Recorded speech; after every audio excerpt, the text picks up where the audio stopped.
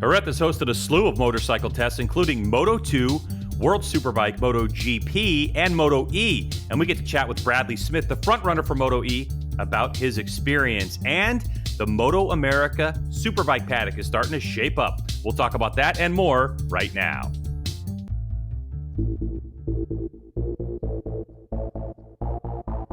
Hey everyone, welcome to the Greg's Garage Pod with co-host Jason Pridmore. I'm Greg White, and Jason Pridmore's on the line. What's up, JP?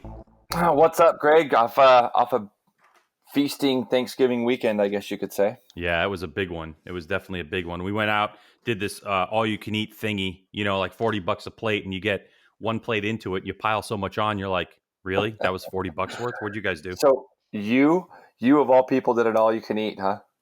Was it a contest or was it something legit? No. Yeah, I wasn't sure. Did you do the mashed potatoes on the salad and that kind of thing?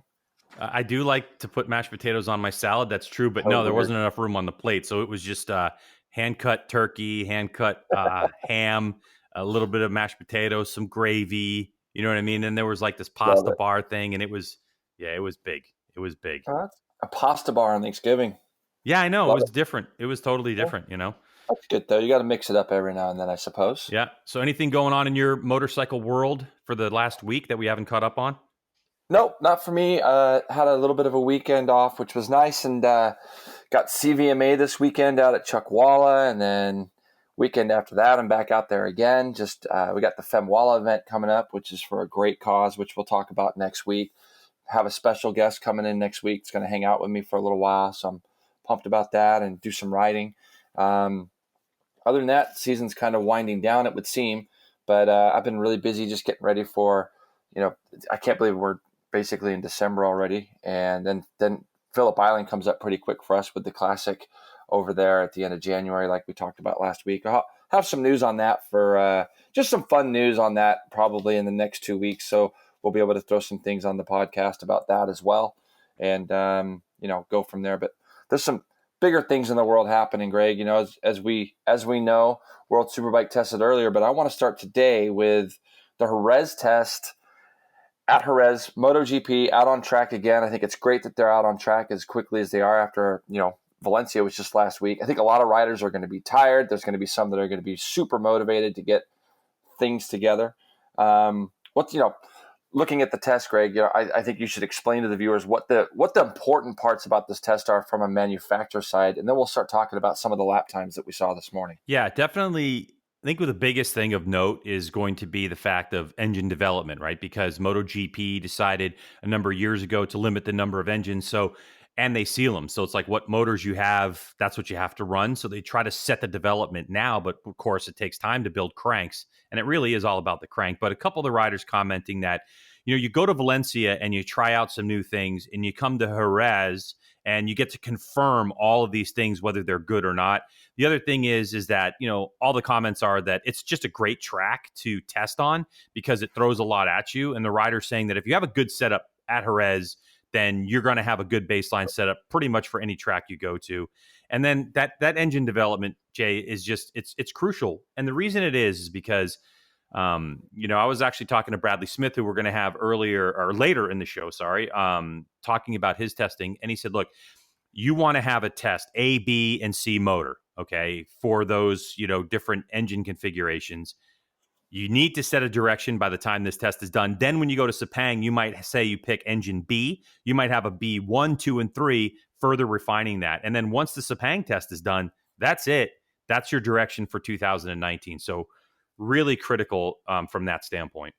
And I think, Greg, the really interesting thing that comes into play for me in all this, especially transferring over from not being so much of a rider anymore, is think about what MotoGP and that paddock really has to do. They do 18 rounds. The second that they're done, they have a test at Valencia for 2 days. It is just a continuing development all year long. I mean, away from the racetrack to come up with 3 different type of spec motors, as Bradley said to you. That's something that's been going on for the last 4 months of just continuous work. And then you got to deal with the riders they're tired, they're exhausted. Some are bringing in injuries.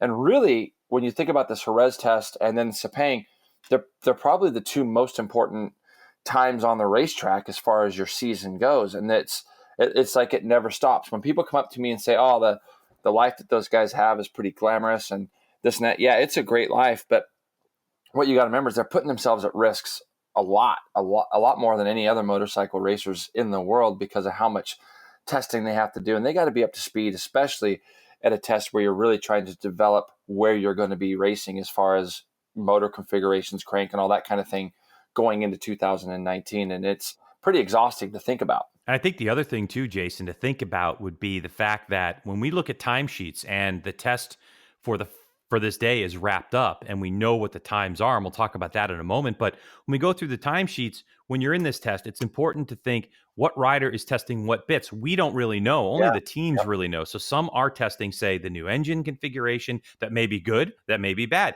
They might be testing new swing arm, new frame configurations, new electronics. So you look at the list of people that we have in the test, and it's not a typical race weekend mindset where you go, wow, this dude's off the pace. We just don't know. And so sometimes you have to think to yourself, okay, the Jerez MotoGP test number 1 is in the books for November 28th. And here's the list. Some people are amazing, and some people are going to hit the panic button for other riders, don't you think? Oh, there's no question. But you hit the nail on the head when you say that we've got this influx of test riders all the time that are out riding as well, and they could be testing just specific bits to give to the two guys that are going to be riding for the factory teams. When you look towards the bottom, you see like Gentili testing for Suzuki, and all the things I've heard about him. He's been so beneficial. Yeah, he's not been up there at the top fastest, but the stuff that he obviously tests, it gets back to Rins, it gets back to a guy like Joan Mir, who then can go out and run whatever he did through its paces to see how it works. So it's become very complex. It's become very interesting to see the amount of test riders that are getting hired for jobs now, just to be able to go out there and try to test these parts for the different manufacturers. But you're right, you can't always just look at a lap time. And I know you're going to go through the list here in a minute, but like you and I talked before we came on, 17th day for Valentino Rossi. That looks like really, really horrific when he's 1.2 off of Vinales, but we don't know what his agenda was on the day. And tomorrow he'll be jumping up that timesheet. All right, so let's go to that timesheet. Danilo Petrucci, Jason, leads the way in this one. 2/10 ahead of Andrea Dovizioso. So eyebrows raised for the Ducati team as their development continues. And how about this one in third place? Takaaki Nakagami on the Honda in third spot, ahead of Maverick Vinales, Marc Marquez in fifth, Franco Morbidelli on that Petronas Yamaha in sixth spot, Jorge in seventh. So, the difference, just to note, the difference between is about 2.5 tenths, I guess you could say, between Marquez and Lorenzo. So he's getting faster. Jack Miller in eighth, Bautista in ninth. Yep, Bautista. Talk about that. Joan Mir, Iannone, Tito Rabat in 12th. Hats off, right? Big clap to Rabat. Unbelievable. Unreal. Yeah, it's almost, it's funny when you have a big injury like he had, it almost gets you almost come back with a chip on your shoulder of like, I'm going to go prove to these guys that I can do this so that there's no question. Yeah. And his pace, even at Valencia and then here, Tito Rabat, after coming back from compound fractured femurs and a crash that really wasn't his fault at Silverstone last year when they had that horrible aquaplaning from the rain and stuff. GP, they ended up actually canceling. How frustrating to get hurt at a race that they didn't actually race. Yeah. But wow, 12th quickest, amazing. Just some other notes down the list. First KTM is going to be Pol Espargaro, and he was in 16th spot, just ahead of Valentino in 17th. Bradley Smith test team in 18th, and then Johan Zarco.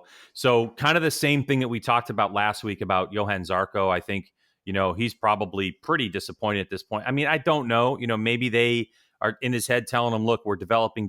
But I think a closer gap between Pol Espargaro and Johan Zarco, KTM seems like they have a lot of work to do.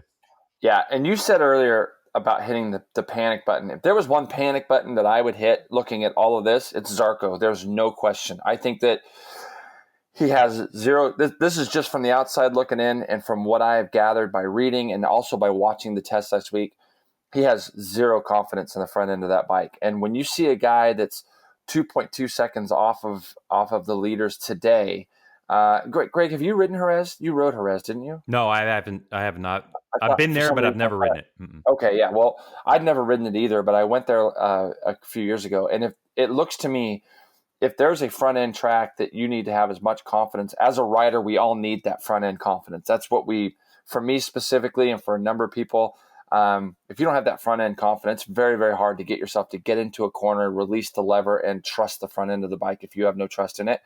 And judging by looking at his times and seeing where all the other KTMs are, even behind him, I would guess that he is really, really struggling with that front end feel on that motorcycle for him to be as far down the list as he is, 19th. Incredible. I think that's a big story for KTM. I think that they were really hoping for something, a little bit more positive, especially having him come off that Yamaha. And I'm not blaming him. I'm saying that there's No, something yeah. that they've got to develop to help him out. I think the last comment about this test, and we'll obviously keep talking about this, is in the next couple of episodes, I'm sure. But the fact that the two factory Ducatis are sitting on top of the timesheet indicates to me that whatever direction Ducati wanted this test to go in has gone for them. And that is a clear indicator of what work needs to be done in this offseason. That could be very threatening by the time we start 2019. All right. Let's stay at this track, but let's talk about Moto2 test, which actually happened a couple of days ago, Jason. And 31 riders took place in this Moto2 test, and it was led by Sky VR 46's Luca Marini. He did a 141.524. 11 of the top 12, Jason, were all on Kalex frames. KTM's first bike was 13th. That's really the big thing. It's a new motor. It's a Triumph Triple now, and there is got to be some frame development in there.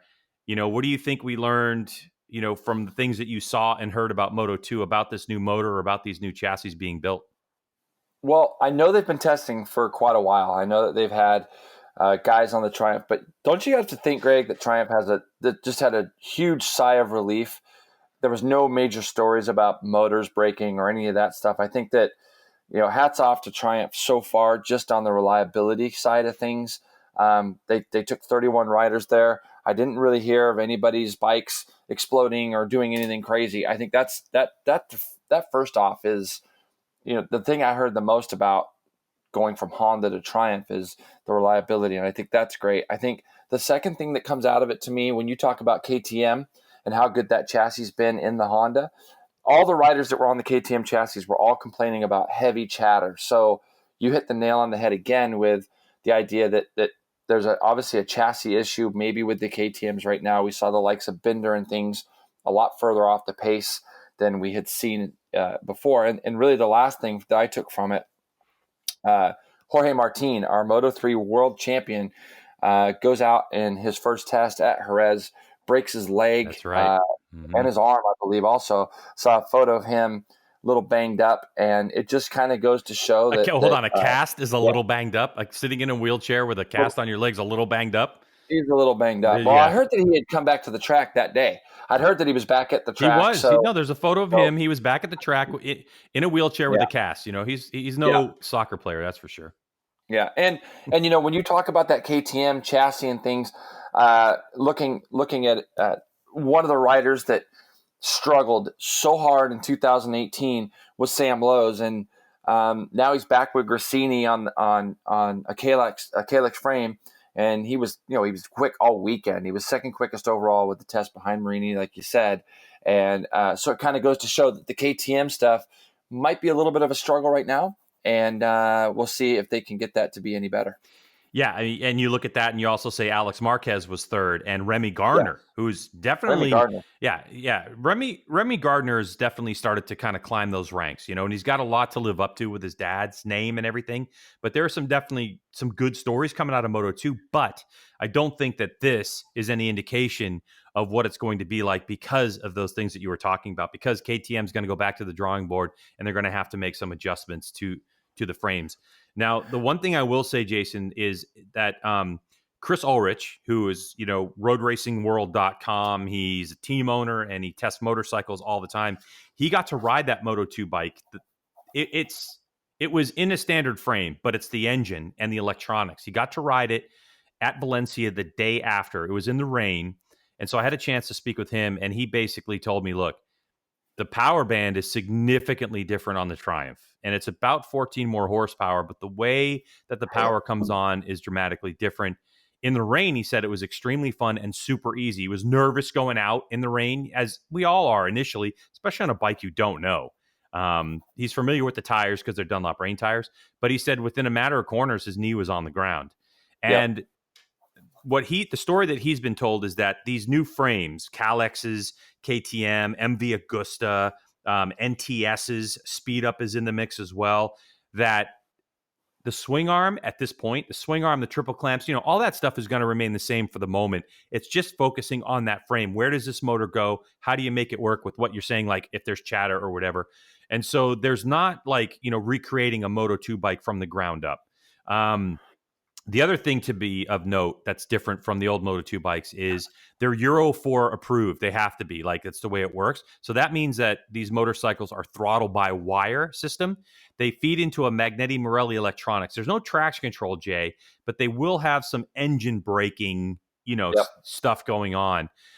Chris told me that if you go to roadracingworld.com, you can get a digital subscription, or you can even order that thing, that paper thing. What do you call that thing? That's a newspaper or something like that? No, it wasn't a No. newspaper, but you open it up and you look at it. A magazine, right? You order That's one of what those it is. things, it'll be in there. You know what I mean? Yeah. But I'm looking forward to hearing that story, because even though it was in the rain, Chris is a good rider and he can really give us the rundown. But it was good insight to have someone who's ridden on that bike, talk to us. The other thing of note about Moto2 is I had a chance to reach out to Dunlop about the tires, because I was thinking to myself, like, are you going to have to develop a new tire? And what they told me was that, look, the Moto2 tires are based off of the Superbike 195 size tire that has, they've had great success here around the world, even at Daytona. So adding 14 horsepower isn't going to do anything to the construction, but they anticipate that they would maybe play around with some of the compounds, depending on what's going on. So from a tire standpoint, I think they're set, pretty much set. So there's really no major things going on there in terms of, tire development or whatever. I think the electronics thing for me is probably the biggest Moto2 story, don't you, Jason? Because now you're getting people a little bit more educated as they reach MotoGP level, where No these question. guys are Yep. coming in off of really just dumb motorcycles.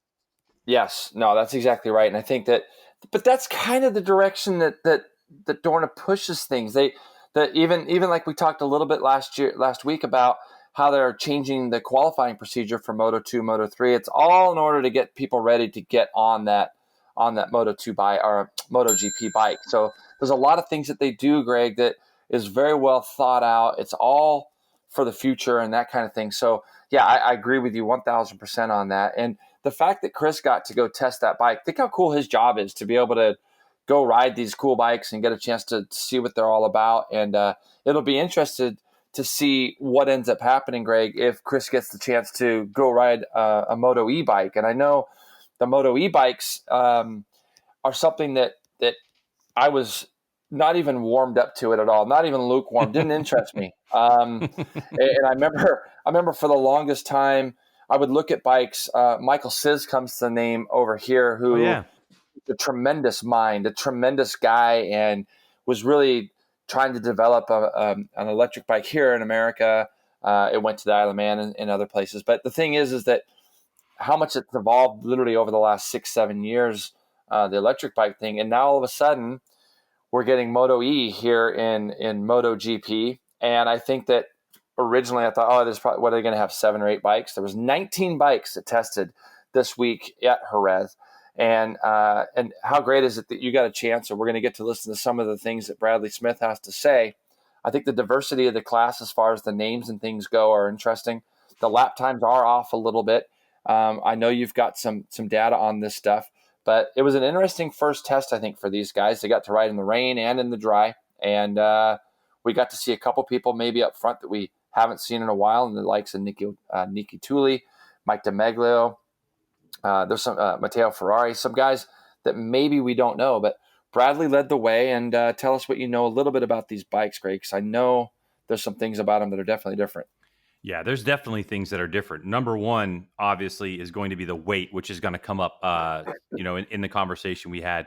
They're coming in at 240 kilos or 529 pounds. I mean, to give you a Is that a perspective, gold wing almost? That's almost a gold wing. I think you might be right, because It might be close. you're talking about 160 kilograms on a MotoGP bike, which is 352 pounds, right? So Yeah, 352 pounds, you're talking about a bike that's 30 pounds shy of being 200 pounds heavier. insane. Yeah, Yeah, it's and making crazy. 160 horsepower, but we'll talk more about that. So let's just get right into it with Bradley because I had a slew of questions to ask him, Jason. And the first question I asked Bradley was basically just kind of sum up those 3 days of testing at Jerez. The basic thing of it was, there was 12 MotoE bikes, set up exactly the same base settings, and we're, given I think 4 sets of slicks, 4 sets of reins, and it's just like, okay guys, like, ready, steady, go. I think we got like 3 rear springs in the rear, 4 or 5 front springs for the front,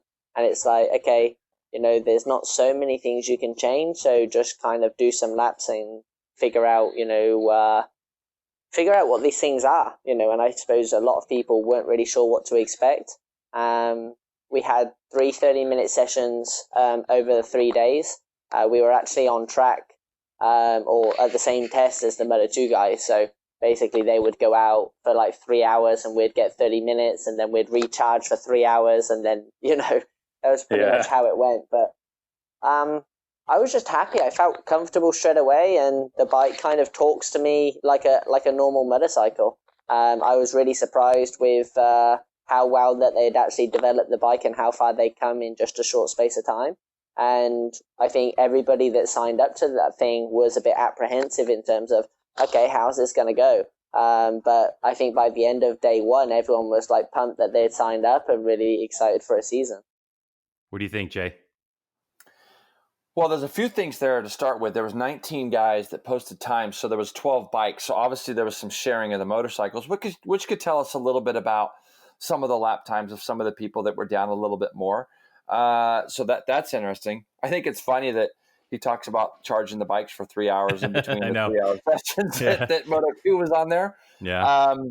But you can hear the optimism in his voice. I think if the bike was something that was a pile or wasn't really something that he wanted to ride or wanted to be a part of, that it probably wouldn't gain the interest. But you see genuine excitement in his voice just hearing about they're at the start of something new. And at the end of the day, it's another race that we get to watch. And if nothing else, it's for the characters that are going to be in it, for the people that are actually going to be riding them this first year. It's more or less of a historical thing because who knows where MotoE is going to go in the future, 10 or 20 years from now. But you can hear it in what he's saying. They kind of just said, "Here you go, boys. Here's what you got." And Maria Herrera, sorry, ladies as well. Yep. But here's the bike you got. We don't have a lot of adjustments. We don't have a lot of things. Very, very spec class type of stuff. Just get on the thing and tell us what you think. Go out and do some testing. And yeah, I think it went okay. Naturally, I was curious to find out about the bike itself, and in particular, like what information is available on a dashboard, because obviously we're used to all of us seeing, RPMs or whatever. And so I was curious to ask him, what he saw on the dash versus a MotoGP bike that he's ridden. First and foremost is you've got state of charge, which obviously starts at 100%. And, is going down all the time. So it's something that you're constantly keeping an eye on because, once you get to around 25%, there's no real point being out on track anymore because there's such a decrease in performance.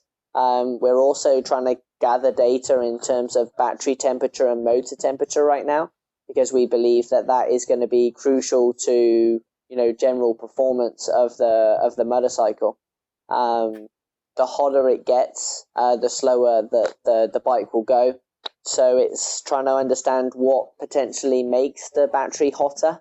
Maybe running a slightly stronger engine brake, would be better for performance, but it actually makes the engine hotter and makes, the battery work more. So at the moment, it's just trying to gain that type of data. We've got engine brakes, TC, but it's really a torque map. But yeah, engine brake, TC, and then we actually have an extra button, which is like an electronic extra engine brake in case you need it. So it's kind of one of those ones that if you decided to run a light engine brake map and you needed it extra in some corners, you got a button to be able to push it. but I prefer to use the rear brake. Wow. Weird, right? No, but that's because so used to backshifting motorcycles and having that little bit of engine brake to help slow you down, and now it's gone. I mean, gone because of how these things work. Great that they can add it in. I think the interesting thing there, Greg, for me is the TC. The bike weighs 500 and something pounds. I can't imagine breaking the rear loose very much on these things. It'd be interesting to know what settings he would be talking about there. It can't be much, though, can it? I mean, No. it can't be like they've got to be running a lot. And also knowing that with 25% power left, it's going to be interesting to see the way the races play out, if there's strategies involved at the beginning of if people start to realize, because everybody's going to be riding a little bit different. I mean, this is where ultimate strategy in MotoE could come into play. If you get somebody that wants to brake a lot deeper and get on the gas a lot sooner, a lot harder or whatever, or you get guys maybe like Bradley who can roll through corners more, how that will affect the amount of battery they use over the course of a race. That's a good question. That's a really good question. It's kind of what I asked Bradley. You want me to roll the next clip? And he said, please. He's got kind of an answer for you on this one. Listen to this one. Yeah, so I think a lot of it depends on the torque demand of the track, because obviously any track that's kind of going uphill or let's say has stop and go hairpins is going to take a lot more out of the battery than somewhere that's a little bit more fast and flowing. So my general guess off of the information that we have and the data that we collected in Jerez, I would say between 8 and 9 laps. Maybe another track would be 7 and maybe another track you'd scrape 10. But I would say 8 or 9 laps seems to be the window. And basically the guys just don't want any decrease in performance. And they know when the battery starts to get to around 20-25% that we're going to see some guys start to slow down. And they don't really want the race to be determined by who saved the battery the most, or if a guy's a little bit heavier, he might use the battery 5% more. So they're going to go on the side of big tolerance at the moment. So a shorter race, maybe by a lap or two, but make sure that it's good quality. All right, so look something up for me, Greg, while I'm talking about this. But there's 5 races next year, right? And I know they do Assen. I think they do Le Mans. But when you look at Jerez, when you look at the track there's essentially 2 hairpins, one off the end of the back straightaway. It's not really a hairpin, but it's a very slow corner. And then obviously the turn that comes onto the front straightaway, the tight left at Jerez, that would be a turn that he would be talking about where the bikes actually get slowed down a lot onto a big, fast straightaway. So my only thinking is the longer the straightaway, the more you're at 100% throttle. So these, and you heard him say very clear that they don't want it to be a race of guys that are going to be able to strategize how much battery they can use and how much battery they can't over the course of time. I got to think, though, even with the different weights of people, when you look at somebody like Randy DePunier compared to like a Maria Herrera, if there's 15 or 20 pound or more difference in weight, that's definitely got to add to the energy level that the motorcycle is going to have. Would you agree with that? Yeah, that's why I would tend to think they probably would try to schedule it to where the lightest riders might have 35% battery left, to give yourself, I don't know what exactly that formula is going to be, but that's what, logical thinking would say. You're going to give the lightest rider should have more battery at the end of the race than the heavier riders do.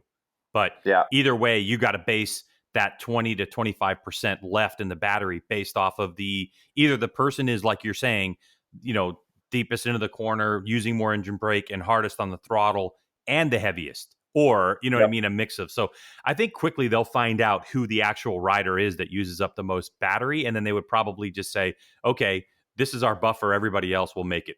That's naturally what I would think. But it's, I think the racetrack itself, the uphills and the downhills, like for instance, if you take a MotoE bike and you go to a place like Laguna Seca or even a place like Brno, I don't think that they go to Brno, the MotoE class, but there's a tremendous amount of elevation and all that steep uphills. In fact, Brno has a left-right combination, 2 or 3 corners from the end. That is probably one of the steepest hills that I've ever been up. And boy, it would really suck the energy out of the bike. So there's going to be a lot of strategy, I think, this first year, a lot of new information. I think every time they're on track, they're going to be learning something, and it'll be interesting to see. It'll be interesting to see if there's a person or a team that figures it out a little bit quicker and they come to the front towards later in the race, or people break out early in the beginning and people let them go. It's going to be kind of an interesting thing, I think, to start. Now, Jade, next I want to play you the sound. Okay, I pulled this off of Twitter, and this is the sound of a MotoE bike. This is what you hear on the sidelines. Okay. Yeah.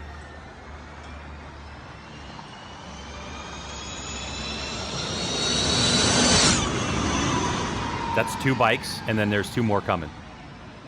I'm going to turn up the volume a little.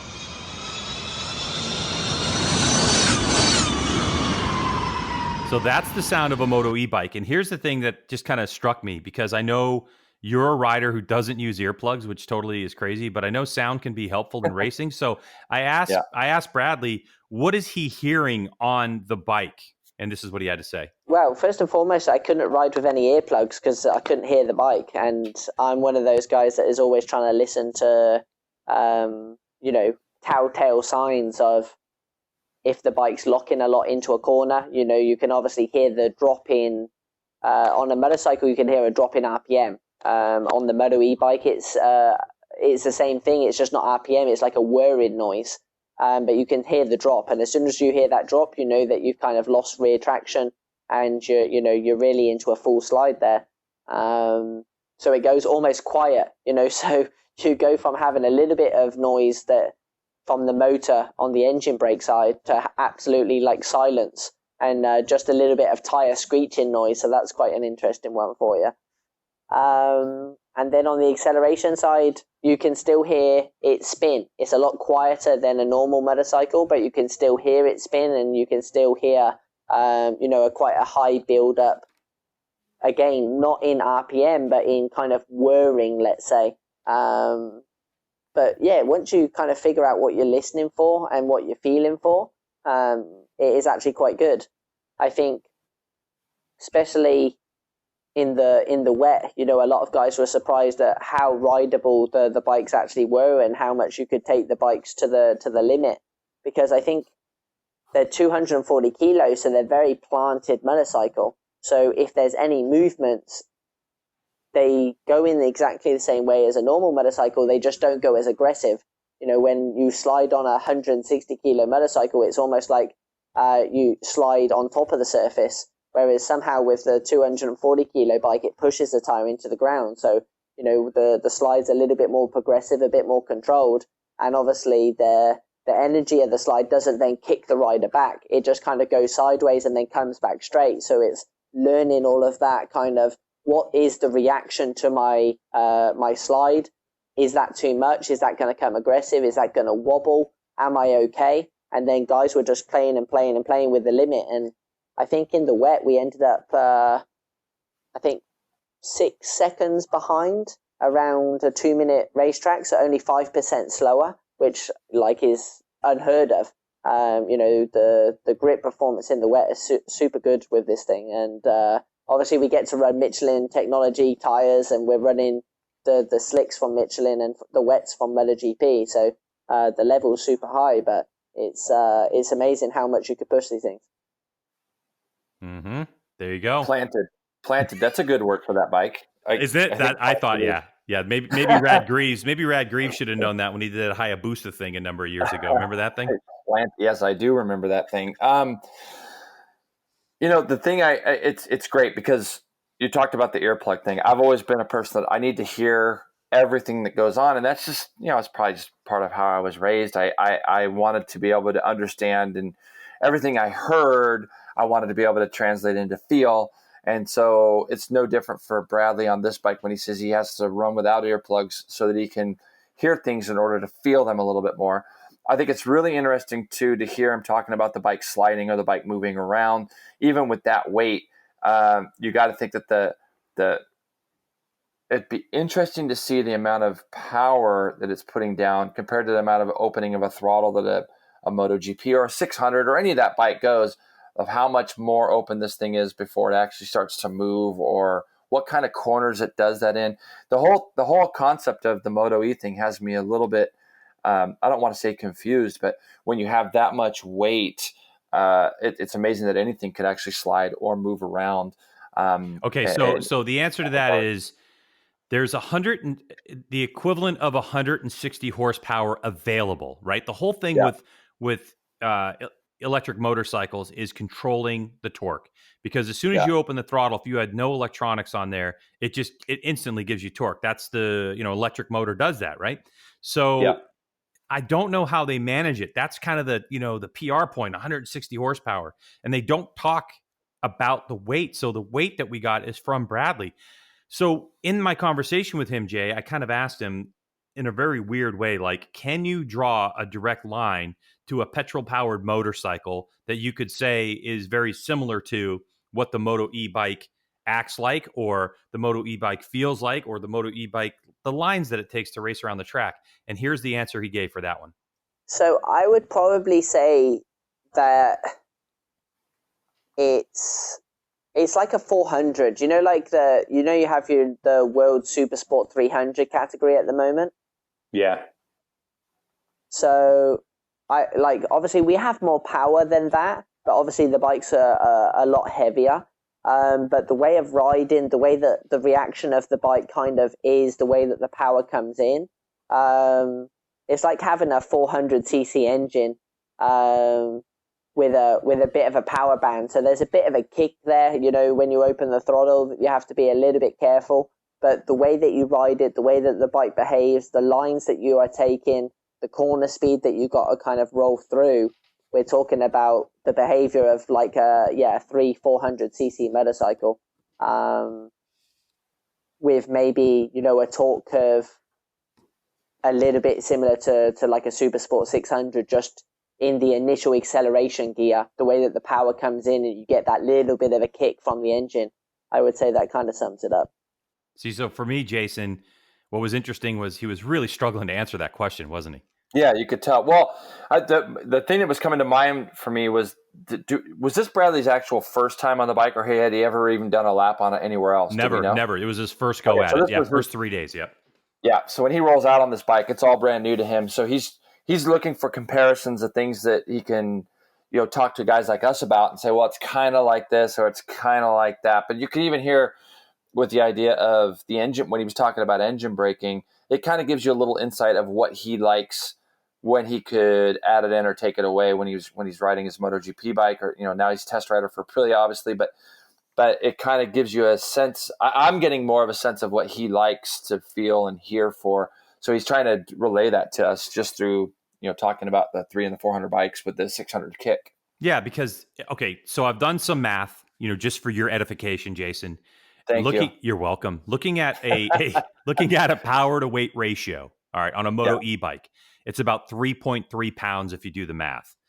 Yeah. That's comparable to, say, a stock Kawasaki ZX6R. That has a 3.1, horsepower to weight ratio. A Ninja 400, for instance, has an 8.2 pounds. So you're talking significant, 3.3 to 8.2. And just to kind of put a bow on it, the MotoGP bikes are a 1.4, and that's on the low end. That's saying 250 horsepower, when we all know that they're making way north of that. And in all the press stuff, they're like, it's 250 plus. So if you took the 250 horsepower limit, you're talking about 1.4, pounds for every horsepower, and the MotoE bike at 3.3. So it's really difficult to really draw the line on what we normally would say. You'd say, oh yeah, the reason why a Ninja 400, it's 370 pounds and only makes 45 horsepower, that's 8.2. And you can just kind of go down the line. I think it's just different with MotoE because yes, you have a power, you have a kilowatt power output, but you really electronically, I think, have to manage that. Does that make sense? Totally makes sense. Yeah, absolutely. Yeah, that does make sense, Gito. All right, so then the next thing that I wanted to find out from Bradley was, did anything related to him riding that motorcycle catch him by surprise? The thing that got me was, anyone that knows suspension, right? So anyone that knows a normal spring rates that kind of go into, because we have Olin's cartridge. It's one of the cartridge kits. So I'm used to putting in, let's say, maybe a 10 spring or a 9.5 spring, and then, with your clickers and with your oil level. And we're putting in 15 springs, like for the dry. We're running, I think, 13.5 and 15 springs in the dry. Yeah, it's such a big spring. And on the rear, basically my wet spring is a 115 and my dry spring is a 140, which is just, it's just not heard of. I couldn't believe it. I was just looking, I'm like, what are these guys thinking? But that's what 240 kilos, the type of energy that it's producing out there. So it blows me away. How about that, Jason? I mean, do you remember spring rates you raced on? I mean, I raced on one O's or 10 springs on the front. It's crazy. I didn't even know. Probably shows my ignorance, but I didn't even know they made springs that heavy, because I've never heard of one person in my life running springs that heavy. Nobody. I've never heard of things being that hard. But again, Greg, we're talking 530-pound motorcycle, so you need something to hold it up. It'd be funny to watch that thing get taken off the stand, but that's true, huh? Clunk. Yeah, you think it would just go like boom? Yeah, like a gigantic brick, just like on a stand. But it's because it obviously needs to hold things up, and that could be even a source of why the bike moves the way it does underneath them coming into corners. You heard him say earlier, it's kind of like it when you come into corners on this bike, you almost feel like you're floating across the pavement a little bit, and that's because you're not going to probably feel as much geometry change because it's coming off a standard regular motorbike. You actually feel the chassis move, you feel it change. With this bike, it's going to be so stiff because it has to hold the weight up initially anyhow, just from riding it. Of course, there's going to be some sort of movement within the chassis flexing or moving forward or back, but it's got to be minimal. And that when they roll the gas on, it's got to just transfer straight to the tire, and that's probably why they get a little bit of spin on those bikes. And actually, Jason, what you're not hearing was part of the conversation was that there's a limit, at least there was at the test, of only like 3 spring rates. And so he said that there's a deficit. If you're Maria Herrera, who's super light, or you're one of the heavier riders, it's really designed, the spec class designed to be in the middle, and they haven't quite figured out the rules exactly, meaning, they don't know if they're going to allow 20 springs or if they're only going to allow these 3. And so that's part of the issue. It's like you've got to figure out in a very short period of time with what you have available in terms of, you can change a little bit of geometry and you can change spring rates, but that's pretty much it. And so that's going to be a big challenge for the amount of time they have on the track in these 5 races they have scheduled for 2019. Yeah, it's going to be more of this is what you got. This is what you got to learn to ride with or learn to ride around. And I think that it's very interesting because you've got, I'm just looking again at the names of the people that are here, and there's a lot of heavy MotoGP influence from people like the Depunier and Sete Gibernau and all these guys. And you got Lorenzo Savadori of World Superbike. They're going to be used to being able to make a ton of changes, and now it really is down to the rider. So I think this test was good. I don't know when they're back on track, Greg, but it'll. I know that they have less testing restrictions, I believe, than everybody else, obviously, because they want to get these things a little bit better. But there is a schedule out. I think they're done for the year. They don't actually test until sometime next late year. Late winter, early spring kind of thing. But there's a lot of chatter about MotoE, and I've seen some people going like, let's wait and see. And I've seen some people have some pretty bad comments because apparently people think that they're psychics and they can tell exactly what's going to happen in the future, and it's no good. But I wanted to get from Bradley's standpoint, being that he is one of the premier names in this new MotoE class, what he thought about, what people are saying and what he's hearing about the MotoE class. Well, it's a mix, right? So a lot of people, they just look at MotoE and they have quite a negative outlook on it. I mean, from a fan's point of view, because it's not the roar of a normal engine that kind of makes them feel that there's power, and it's what they fall in love with, let's say, inside of motorcycle racing. In terms of, for me, what's exciting is a race is a race. You get guys, from every different championship. You get 2 mechanics, and you get given exactly the same motorcycles, some tires, and a racetrack, and you have a race. And that's what's quite exciting about this. I think from the rider's point of view, everyone that signed up to this was a bit apprehensive and going, okay, what are we going to have here? And then by the end of the 3 days, it's like, okay, this is on. This is a great championship, and we're ready to go 5 rounds, 6 races, and fight for a world title. They really feel that there's some potential here, and there's some serious buzz about it. I think the journalists have then all listened to that, and they're suddenly like, okay, well, if this guy and this guy and this guy is being so positive about this, then we really need to keep an eye on this championship and see how it goes. I think the organizers, someone like Dorna, they had to jump in at the opportunity to get hold of the electric racing, because if you look at Formula One and Formula E branched off in its own championship and is making a lot of money with no control from Formula One, whereas for MotoGP it would be more beneficial if we're there at the same racetracks with 100,000 people at the racetrack, and however many tens of millions watching all around the world, is going to tune into MotoE. So the potential and the platform's certainly there. And I think people will slowly come around on all of this, and they're starting to take note. There were some guys that were on trackside having a look and like, wow, it's impressive. The corner speed that's going on, the way that the bikes are backing into corners. Some of the guys went out and watched around the track and could hear us spinning in the wet. And they're suddenly like, it looks really good fun. And I think this last 3 days has changed a lot of people's perception, and certainly looking forward to get into the first race now in Jerez, which I think will be beginning of May. So, I think Bradley's going to be for a while on a campaign to really promote MotoE, don't you? Well, the approach that he has is exactly the same approach that I had. I wasn't interested in this. Then I started seeing some people, and I don't mean to say that I wasn't interested. I think that I was interested to see what the perception of what this class was going to be. When I saw pictures of the bikes, I thought, wow, those things look actually pretty trick. They look the business. But it was really the people that started getting involved that had me more intrigued than anything. Just being able to look at some of the names and thinking to myself, maybe this has got some stuff behind it. And I, like yourself, Greg, I've heard all the negative talk. I was probably one of them at the beginning of it, because I do like to hear bikes. I like to hear things. But all the people that talk negative about this, Greg, think about this for a second. If they're at a racetrack and they're at Laguna or they're wherever, and Bradley Smith said, hey, you want to have a go on this thing? How many of them are going to say no because, I can't hear it, or it doesn't give me the feeling of riding a real motorcycle?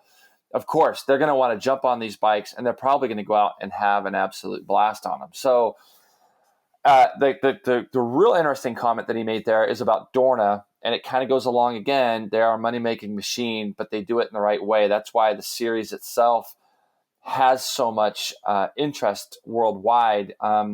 Being able to include instead of exclude the MotoE campaign, I think, is a very bright thing. The Formula E and Formula One, I was aware that they did branch off. This is going to be a thing now where Dorna will be able to really see the advancements, the technology of where this goes, say over the next 3 years, and decide if this is really going to become something bigger in the future. And with the riders that they have right off the bat, I think that it bodes well for them, because there's a lot of these riders that I'm looking at that would never have the chance to get into the MotoGP paddock ever. So if I'm a Josh Hook or a Kenny Ferre, Eric Granada, I see some names on here, they would never be in the MotoGP paddock if it wasn't for MotoE. And it's just another way for riders to resource teams, resource people. I think it's a good platform for everybody. Agreed. And that'll wrap up pretty much the MotoE thing. I want to say happy birthday to Bradley Smith. He turns 28 today. Did you know that, Jason? 28. Seems like Bradley's been around a long time. And I don't want to say that to sound bad, but he has been. He's been around since the 125 days and 28 years old. And I think he's pretty comfortable. He's probably got a good gig where he's at right now, and seeing where the KTMs were today in testing. Yeah. And he was on the Aprilia testing today, so he's been doing a lot of riding here at the end of the season, and it sounds like he's very happy with this new project with MotoE and his Aprilia thing. So let's wrap this one up with a little bit of how about some sounds again from MotoE.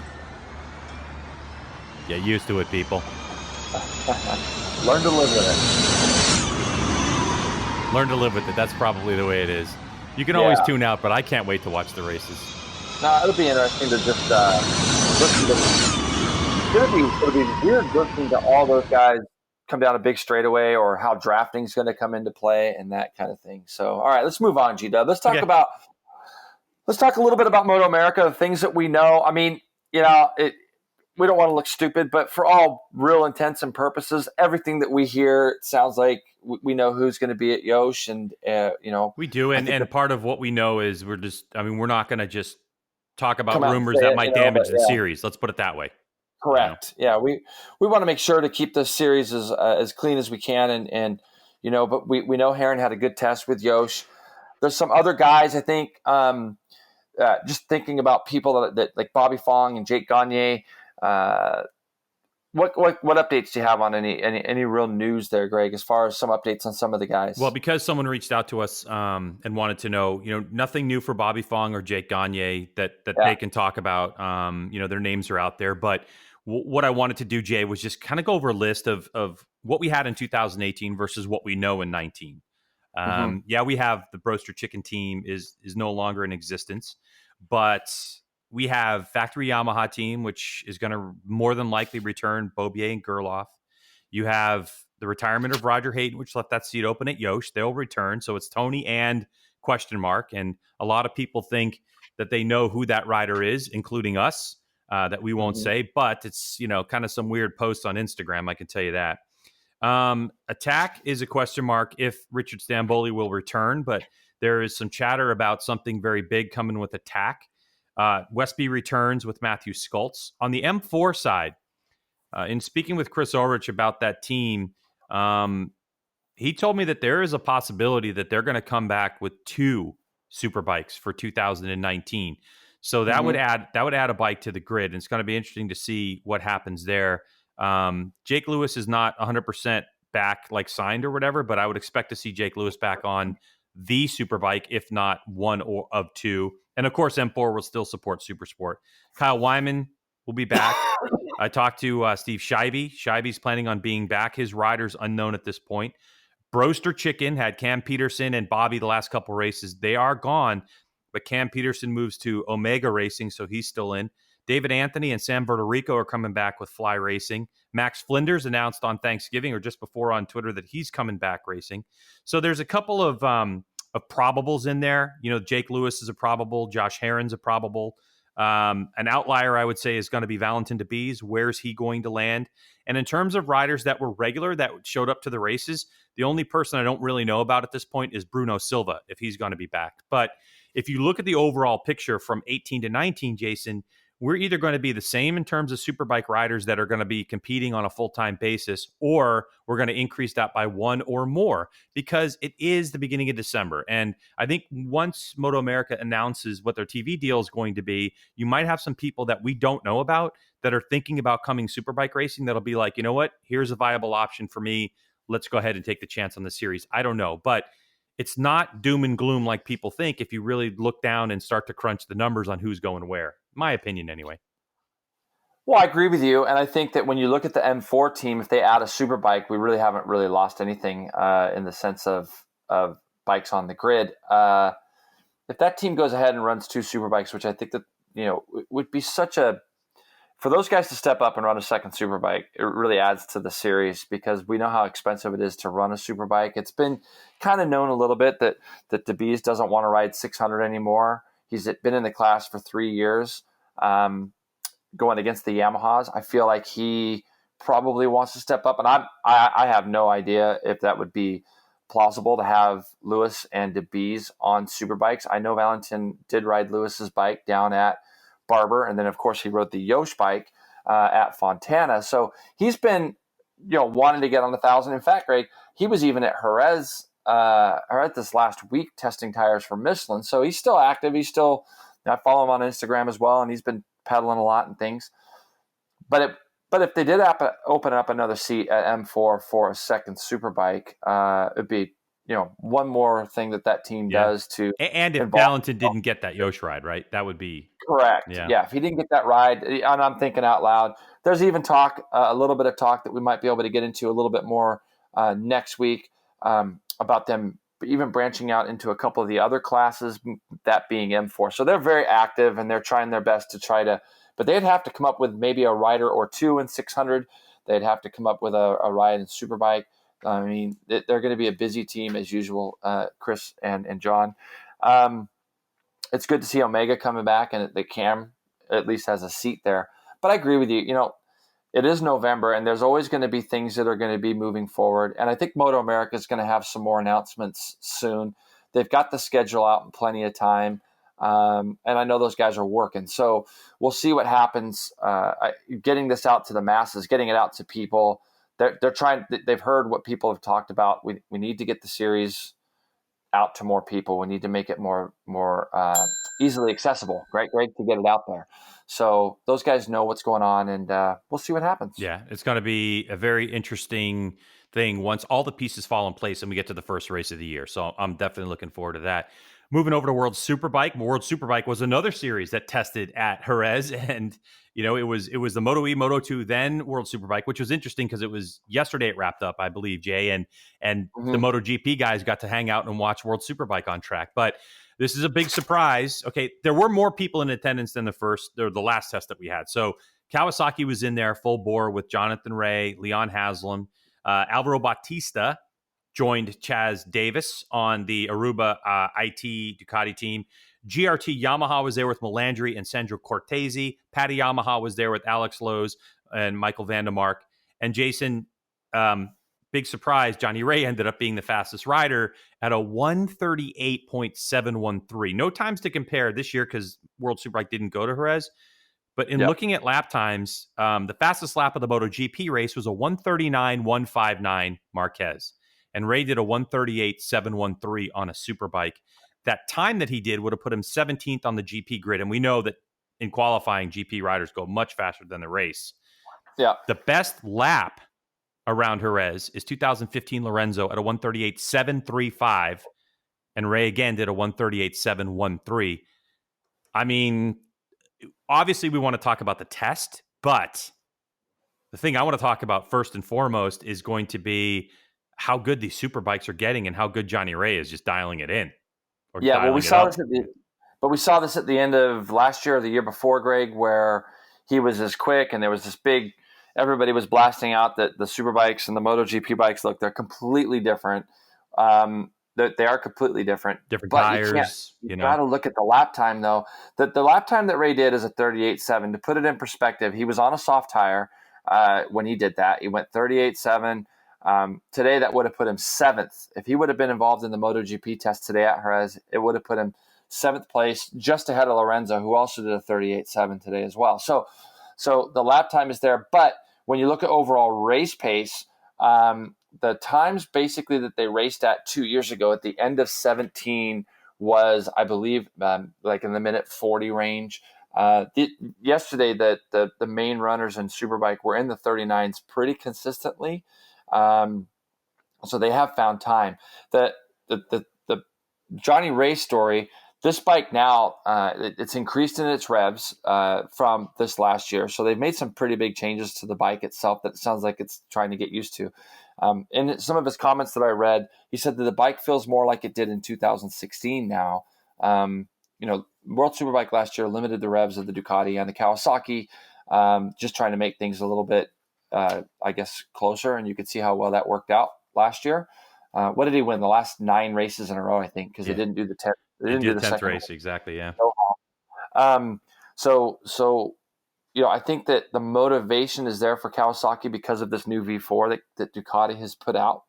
Talking a little bit about that, Bautista was the quickest Ducati there. Chaz, I think, still suffering from some injuries, Greg. Yeah, shoulder. He's going to have shoulder surgery later on. Yep. He's going to have that done. Yep. So I think it looked pretty good for Chaz in the sense that knowing that he's hurting as bad as he is, he still was pretty solid.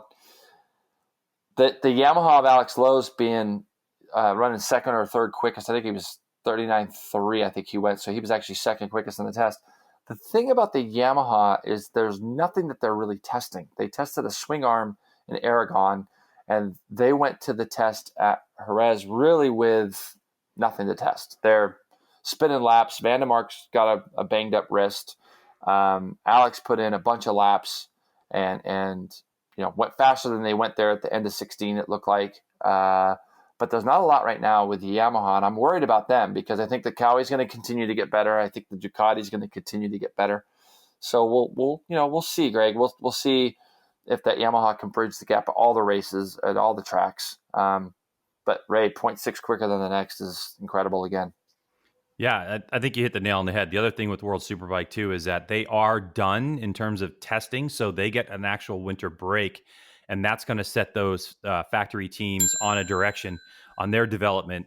And, word was, and we'll talk more about this in next week's show, that Ducati's 80% at the 80% mark. Oh. With that comment, I think, Jason, without getting into too much detail, it's got to raise the eyebrows of Kawasaki a little bit. But I know that Perry Reba and the whole crew over there are working really hard to work on this new bike, which the new Evolution ZX10RR is really based around engine characteristics. And so they're just having to tweak a little bit on the suspension electronics to really find the max. And so far, so good on that because it is spectacular. So that's going to be our World Superbike segment. So real quick though, Greg, real quick. One thing I wanted to add about that I found interesting was Bautista was saying he's kind of he rode the bike a little bit like a 250, carrying more corner speed. But the one thing that really came into play for me, and I'm only speaking from recent experience a little bit, is, trust me, it's nothing close. I shouldn't even have started off with that, but this bike that I'm riding at the Classic, okay, it's a specially built chassis. So it's basically a race chassis.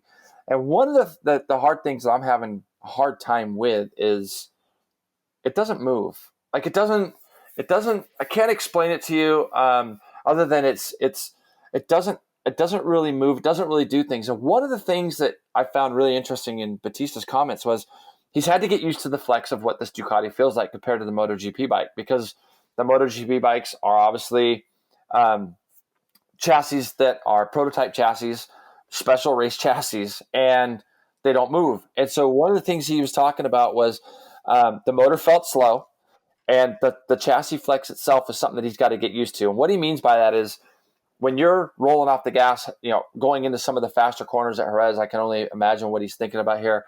Turns like turn 5 come into mind, which is a very fast right-hander uphill. You accelerate into it, and as you're rolling off, there's going to be a little bit more chassis movement, flex, whatever you want to call it, and that'll be something that he's going to have to get himself used to. That could be where some of that 80 percentile that he's talking about is where the bike's at right now. As they start to fix that, I think it's going to be better. And the last thing is he was very impressed by the brakes. A MotoGP guy coming from carbon brakes that we've heard are just insane, and I have ridden on those. They are incredible. He was very impressed with the brakes. So it's not going to take him long to sort this thing out. And like you said, 80%, Ducati's coming full force after the Kawasaki this year. And two things I think, Jay, is the chassis, but also the Pirelli tires. Everyone who rides them says that they're squishy. It's the way they ride. Gives people a lot of confidence to ride on the front. Ask any track day hero, how great the Pirelli front is. No question about it. All right, Jason, let's move on to our final segment. Quick shift. And this one is presented by ARAI. And Jason, did you know, even though ARAI helmets meet all safety standards, they don't just build a helmet for safety alone. Comfort is huge, but the two go hand in hand. Why? Well, simply, no two people have the same head. And a better fitting helmet is not only more comfortable, but protects better. That's why ARAI leads the industry in developing new ways to provide every rider with a helmet that feels as though it was created just for him or her. Multiple available interior shapes and extensive range of interior liners, removable cheek pads. Your ARAI helmet can be customized to deliver the perfect fit for you. How'd I do? I need to work on my in-show reads, don't I? No, you did all right. You did okay there. Hey, I could tell that you're fiddling, just getting the music started and all that, which was great. Hey, we're new at this. Great. What are we at? Episode 5? We're working out the kinks. How about this?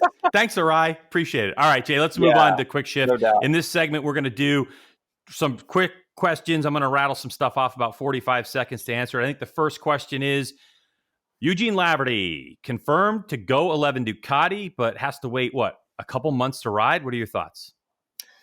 Well, I think that he'd much rather wait a couple of months knowing that he's got a job. So, and he got to watch that V4 ripping around. I think that there's a lot of positives there for him. I just hope that they can get it up to speed early in the year and he can do what we know he can. I definitely think that he's going to be a factor if he gets the same exact kind of equipment as Bautista and Chaz. That's yet to be seen. But if he does get that, I think that Eugene's going to be more than happy to wait a couple of months knowing that he's going into the offseason. He's going to be able to have a competitive bike and feed his family next year. Yeah, I'm definitely excited to see what he's got going on. Yeah, Greg, Bautista back to MotoGP at Jerez test for the injured Michael Pereira. Do you think it helps him or hurts him that he's back on track so quickly from getting off his Superbike and right back on the MotoGP bike? That's an interesting question. I just think jumping from tire to tire, he did crash twice in the test, did Bautista on the Pirellis. So, I mean, track time never hurts, right? I mean, he's had a lot of track time, but I think, Jay, he's kind of morphing into Ducati's boy, don't you think?